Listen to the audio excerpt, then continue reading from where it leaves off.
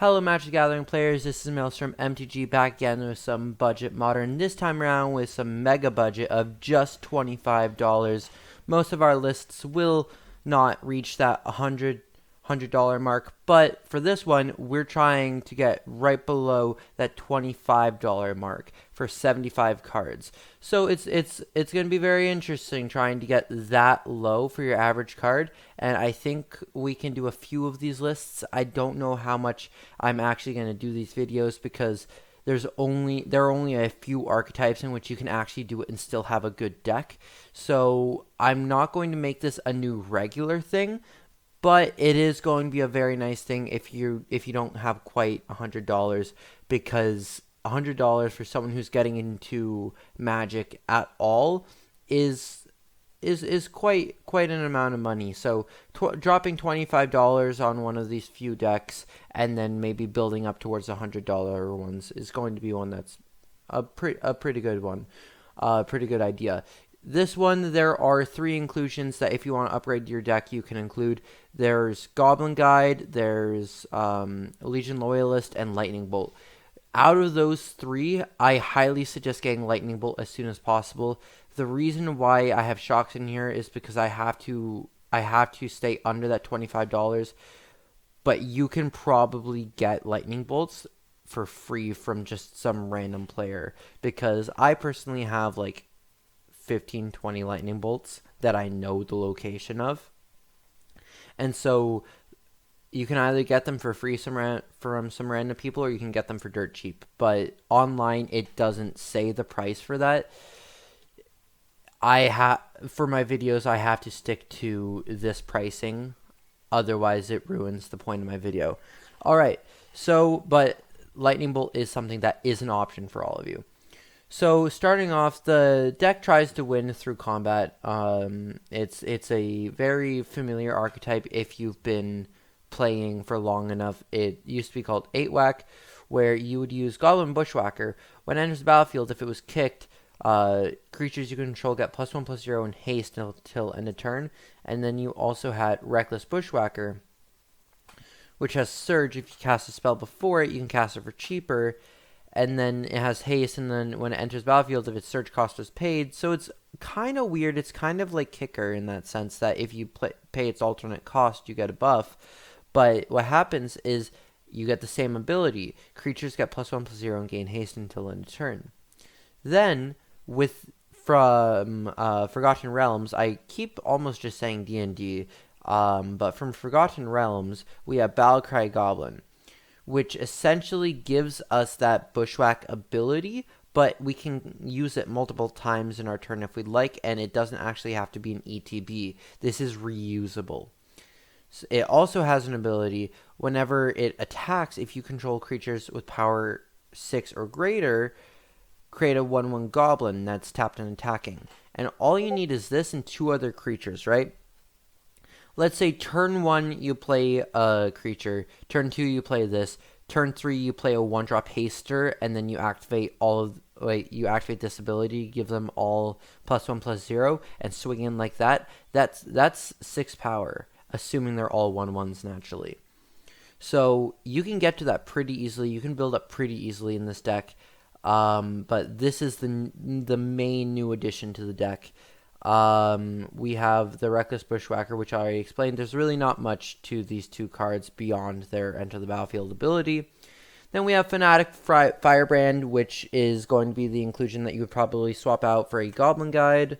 And it's a 1-drop haster, and you can use it to... I kind of like Firebrand in the way that if your opponent is playing something like Elementals, you can just sack it to kill their Risen Reef.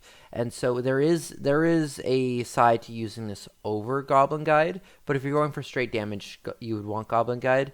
But right here, it fits perfectly, it fits like a glove. Next up is Foundry Denizen, and with all the creatures entering the battlefield like we talked about, this might be a really good turn 1 play. If you're trying to go turn 1 this, turn 2 Battlecry, because then on your 3rd turn, when you play the 3rd creature, Foundry Street Denizen's going to get pumped up. Then you swing in, all your creatures get pumped up, and then you create a goblin, pumping up Foundry Street Denizen again. Sadly, you don't have first strike anywhere here, but you do have a lot of power here if you're able to keep your opponent's creatures off the board, which we have through Shock and we have through Firebrand, and we do have technically through Grenade, which I'll get there in a moment. But really, it's just a lot of power, but it is still killable. Then we have Mog Fnatic, which is sack, deal 1 to target creature or player, and so it's essentially Fnatic Firebrand, but like slightly different. It doesn't have haste, but you also don't have to tap it for its ability. So you're already running cards like Firebrand, so the inclusion of Firebrand does make sense in this list. Then Tin Street Dodger is another thing that's added to the list that you may not see in every deck similar to this, which is haste 1/1 for 1, and then you can pay red that it can't be blocked except by creatures with defender this turn. This is kind of a way that if your opponent's building up a board state and you're both kind of like butting heads, this is a way for, or maybe they have one big creature, but you haven't, so you don't want to attack them, but you have enough creatures that you could chump block them so they don't want to attack you. This is a way to get past that because it can become unblockable except by walls, well, except for defenders. And then you can sink all of your mana through like Battlecry Goblin to pump it up. Then we have Goblin Piledriver as a pro blue creature. Blue is pretty, I would say that blue is pretty, the pro blue is pretty relevant right now, but also it also gets that +2/+0 for each other attacking goblin. And so what you want to do is, if you have both of these, you actually want Battlecry Goblin to trigger first. So when they hit the stack, you can rearrange them. And so what you want is you want Battlecry Goblin to go first, so you get the creature, and then when that new creature is attacking, it will actually then add more onto your Piledriver, so your Piledriver can get that much more powerful. Then some Mog War Marshals as in a combo version of the deck, you would play the Echo more, but in this version, you're really probably just going to be playing the normal Mog War Marshal. And what that'll do is it'll just create a bunch of creatures for you to be able to just have on board. With this deck, really quantity over quality, guys. Which is why you can exchange so many of these one-drop creatures in and out, is because really the creatures that matter in this deck are Bushwhacker, Battlecry, and the other Bushwhacker. Those are really what matters in the deck.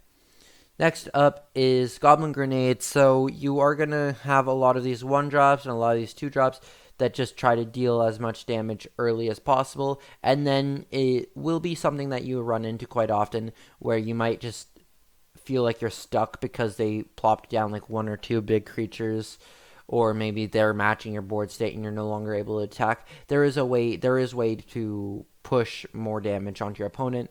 The first being Shock. If you replace this with Lightning Bolt, cool, but if you keep it a Shock, that's okay. But it's going to be an instant speed, deal 2 damage to target creature or player. Next up is probably the more important of the two, especially if it's Shock, is Goblin Grenade, which is sorcery. Sack a Goblin is an additional cost to the spell, and when it resolves, you deal 5 damage to one target. So what that's going to do is it's going to be a really nice way to just finish off your opponent. Or maybe your opponent dropped one big creature, and if you cast Goblin Grenade targeting their creature, kill it, you can actually swing in for lethal because maybe you have more power on board. So Goblin Grenade there, very nice. I love this card so much. I tried to play it in Burn when I first got in Modern, and I just realized I just wasn't running enough goblins. Next up are our lands, Castle Embers, to add a little bit of utility to our mana base, and also to add that Battlecry ability to our lands. It will be able to pump up all of our creatures. Next up is Mountains. We have these, because it's a red deck. I didn't want to put islands in there. I feel like Mountain was a good choice. But then we have our sideboard. We have Tormod's Crypt, Cleansing Wildfire, Tormod's Crypt for Graveyard Hate, Cleansing Wildfire for Tron Hate, or get rid of their utility lands. And it fills our hand as well, so it's not that bad. Dragon's Claw as burn/prowess hate. Reality Hemorrhage as a way to deal with pro red. Smash Smithereens to deal with Chalice of the Void, and Void Mirror to deal with anything from Tron to something that you might not immediately think when you see Void Mirror, which is whenever a player casts a spell, if no colored mana was spent to cast it, counter it. Something you might not immediately think of, but then realize upon me telling you, is that Void Mirror can actually help you against the Evoke creatures, the Evoke elementals from Modern Horizons 2. So Void Mirror is a very nice way to just stop that. You don't have to worry about it anymore. So that's the list. If you tried out, I had another $25 video yesterday where I played Giganta as the companion, and I'm going to tell you that I set up this sideboard as a very basic sideboard, but let's say you want something like Giganta because you can have a larger creature come in later. There's no problem in adding a Giganta here. Honestly, like I might take out like a single Cleansing Wildfire or a Tormod's Crypt. I'd like to keep the 3 Tormods, maybe down a Wildfire and add in a Giganta. The reason why I'm saying this is because it really depends on your playstyle. If you like to just speed, and you like traditional style decks without companions, cool, do this. If you want a way to kind of shake it up or mix it up a little, you could look at potentially adding a Giganta. Other additions, like I mentioned earlier, if you wanted to improve on this deck, is you could play Goblin Guides, Legion Loyalists, and Lightning Bolts, and all of those cards are viable in this deck. I chose to do this so I could record it, and I've played this. This is a very nice and solid list, and I think that if you play it, you'll enjoy it. As you can see, that we ended up going 24.56, right under our cap, and if you go to MTGO, you can get it for $9, $8.68. So go ahead, try it. Let me know what you think below, and I will see you next time.